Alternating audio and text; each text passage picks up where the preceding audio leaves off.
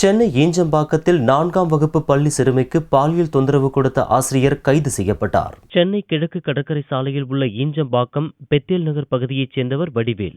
இவரது 8 வயது மகள் அங்குள்ள செயின்ட் ஜோசப் பள்ளியில் 4ஆம் வகுப்பு படித்து வருகிறார். செவ்வாயன்று சிறுமி பள்ளி செல்ல மறுத்ததால் அவரிடம் பெற்றோர் விசாரித்தனர். அப்போது ஆங்கில பாடம் எடுக்கும் ஆசிரியர் தன்னிடம் தவறாக நடந்து கொண்டதை பெற்றோர்களிடம் சிறுமி விவரித்துள்ளார்.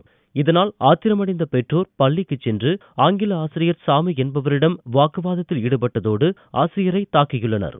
இச்சம்பவம் பற்றிய தகவல் அறிந்து சம்பவ இடத்திற்கு விரைந்து வந்த நீலாங்கரை போலீசார் ஆசிரியர் சாமியை மீட்டு காவல் நிலையம் அழைத்து வந்து விசாரணை நடத்தினர். அப்போது ஆங்கில ஆசிரியர் சாமி ஆந்திர மாநிலம் விசாகப்பட்டினத்தைச் சேர்ந்தவர் என்றும் செயின்ட் ஜோசப் பள்ளியில் பகுதி நேர ஆசிரியராக பணியாற்றியது தெரியவந்தது. 4ஆம் வகுப்பு பள்ளி சிறுமிக்கு பாலியல் தொந்தரவு செய்ததும் உறுதி செய்யப்பட்டது. இதனையடுத்து ஆசிரியர் சாமியை போலீசார் கைது செய்தனர்.